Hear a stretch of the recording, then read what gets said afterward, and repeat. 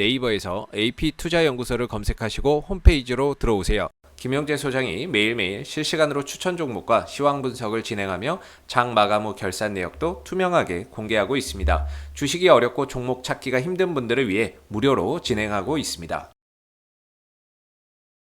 안녕하세요. 오늘 파세코를 함께 살펴볼 AP투자연구소의 이세훈 전략팀장입니다. 코드번호는 037070번이 되겠고요. 현재 시각은 5월 18일 2시 33분 지나가고 있는 시점이 되겠습니다. 파세코는 대표적인 이제 생활가전 제품을 제조 판매하는 회사가 되겠고, 이 회사가 처음으로 시장에서 그렇게 좀 급등이 나오면서 이름을 알렸던 시기가 바로 2019년도였거든요. 이 시기에 이 회사가 홈쇼핑을 통해서 창문형 에어컨이나 이런 부분들로 파세코라는 이름을 알리게 된 결정적인 계기가 됐습니다. 날씨도 여름 앞두고 굉장히 더웠고, 그 다음에 이제 일반 에어컨보다 이런 창문형 에어컨 같은 경우는 이런 공간 차지나 이런 것들을 많이 하지 않았거든요. 그러면서 상당히 좀 선풍적인 인기를 끌었던 부분들이 되겠죠. 지금은 이런 창문형 에어컨을 만들어내는 그런 이제 가전제품 회사들이 많아요. 그래서 경쟁이 심화됐지만 초창기만 하더라도 이렇게 창문에다가 이렇게 놓다 보니까 공간 활용이 상당히 높죠. 그러다 보니까 굉장히 인기를 좀 끌었던 부분이고, 그런 부분들로 인해서 주력 제품이 이 회사는 이제 창문형 에어컨이 되겠고, 그런 가운데 항상 이제 여름철 수혜주로 시장에서는 분류가 되어 있더라라는 겁니다. 그런 관점에서 항상 이 종목은 여름이 오기 전에 주가는 강한 시세를 만들어냈다라는 거, 그런 부분에 대해서도 이전에 한번 리뷰 영상을 통해서 말씀을 드렸는데, 일반적으로는 여름이 7월에서 8월이잖아요. 이때가 제일 덥죠. 근데 주가는 오히려 그 전에 올라가고 더워질 때는 오히려 주가가 좀 떨어지는 양상. 항상 7월에서 8월이 더운데 오히려 4월, 5월달 이럴 때 주가의 상승률이 크고, 더워지면 더워질수록 주가가 빠지는 현상.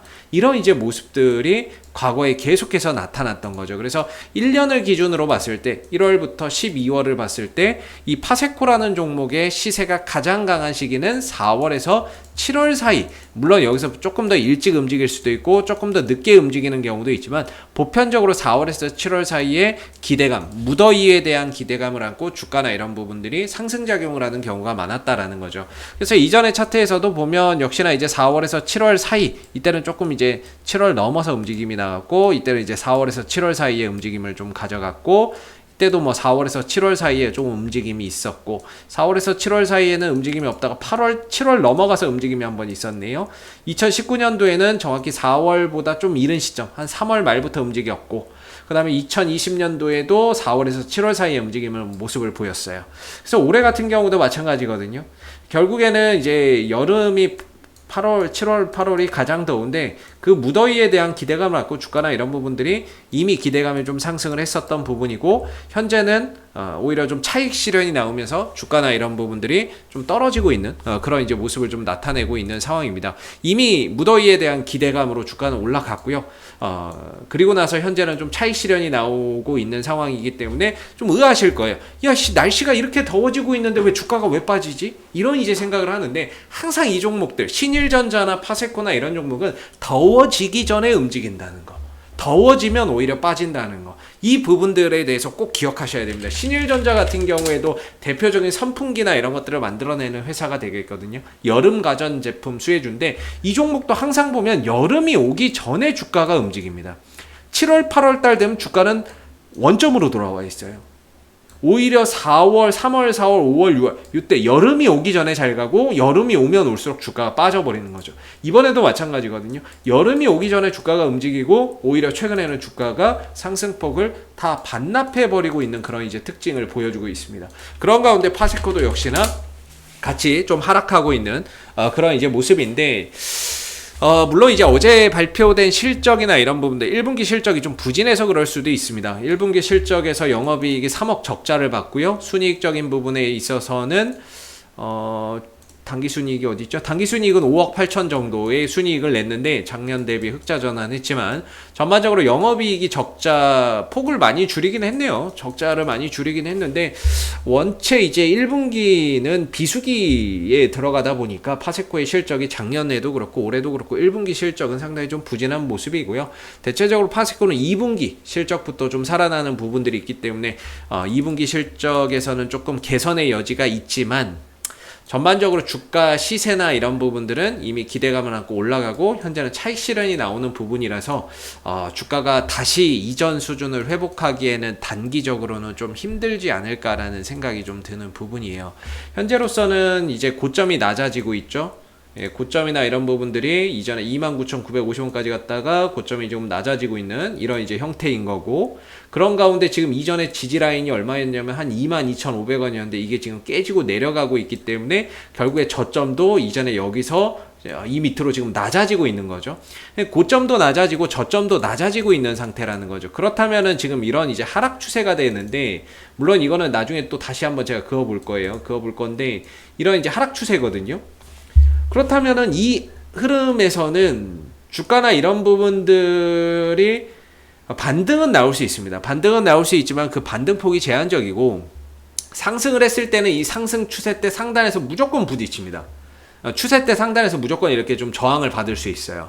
그만큼 지금 파세코는 시세를 어느 정도 기대감에 분출을 하고 차익 실현이 나오는 가운데 구조적인 조정에 들어가고 있다라는 점이죠.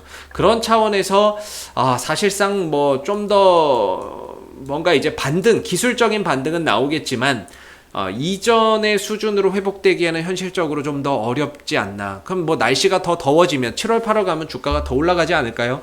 이렇게 또 이야기하실 수 있는데, 이미 그런 부분들을 과거의 흐름들을 통해서 이미 증명이 됐다. 7월달 8월달은 오히려 주가가 빠지는 경우가 많았고 하락 그 상승분을 거의 다 반납하는 경우가 많았기 때문에 현재로서는 그런 7월 8월달 날씨가 더워진다라고 해서 주가가 올라갈 가능성은 좀 희박해 보입니다.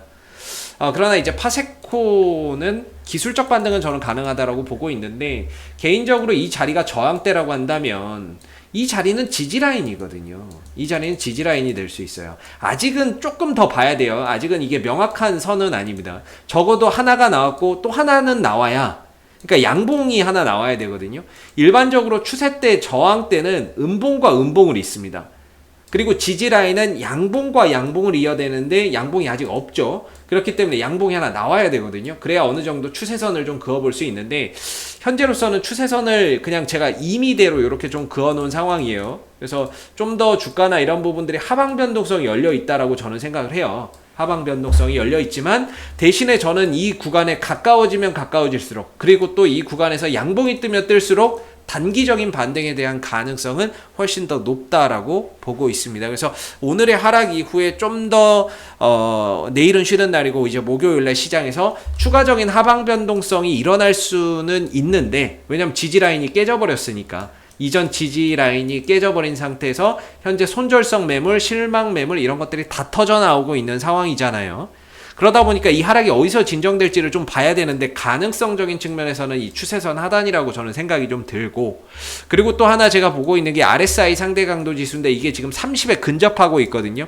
개인적으로 이 RSI 상대 강도 지수가 30m로 떨어졌을 때 저는 과매도 영역으로서 단기적인 반등의 가능성이 굉장히 높다라고 보고 있습니다. 오늘 같은 경우에 떨어지고 있지만 RSI가 30까지 들어오지는 않아요. 그렇다는 거는 목요일날 한 번 정도 하방 변동성이 좀 더 일어나면서 30m로 떨어지는 상황, 그러면서 추세선 하단에 들어온다면 이후에 좀 더 기술적 반등이나 이런 부분들을 만들어내기가 훨씬 더 수월해지지 않겠는가라고 좀 생각이 드는 부분인데, 지금으로서는 조금 더 하방 변동성을 열어놔야 되는 상황이지만 어느 정도 이 구간에 진입하게 된다면 이후에는 추가적인 하락보다는 반등에 대한 가능성을 조심스럽게 좀 기대해 볼 수 있는 부분이 아닌가라고 생각이 듭니다. 그래서 오늘의 하락은 이전의 지지라인이었던 이런 부분에 대한 이탈, 기술적인 이탈과 뭐 실적적인 부분들은 그래도 제가 전년 동기 대비해서는 그래도 좀 나아졌는데, 이게 원인이다라고 보기는 좀 어려울 듯 합니다. 전년 동기 대비해서 훨씬 적자도 많이 줄여놔서 이게 하락의 원인인 것 같지는 않은데, 그냥 항상 그래왔듯이 기대감에 먼저 올라가고 오히려 이제 이후에는 좀 차익 실현이 나오는 그런 과정 속에서 상승폭이 컸기에 조정폭도 좀 크게 나오는 게 아닌가라는 생각이 듭니다. 그래서 내일 쉬고 목요일 정도에는 어느 정도 저점이 좀 잡힐 것으로 보고 있고, 그리고 나서는 좀 기술적인 반등 정도, 이전 수준으로 회복은 어렵겠지만 적어도 이 단기 하락에 대한 기술적인 반등 정도는 어느 정도 좀 가능한 그런 구간들이 주 후반에는 좀 만들어지지 않을까, 또는 다음 주 정도에는 그런 반등을 좀 기대해봐도 좋지 않을까. 이번 주에 떨어지고 바닥 찍고 뭐 주 후반이나 뭐 빠르면 주 후반, 늦어도 다음 주에는 기술적 반등이나 이런 부분들을 한번 만들어낼 수 있는 그런 이제 구간에 좀 들어오지 않을까라는 개인적인 생각을 조금 한번 말씀드려 보도록 하겠습니다.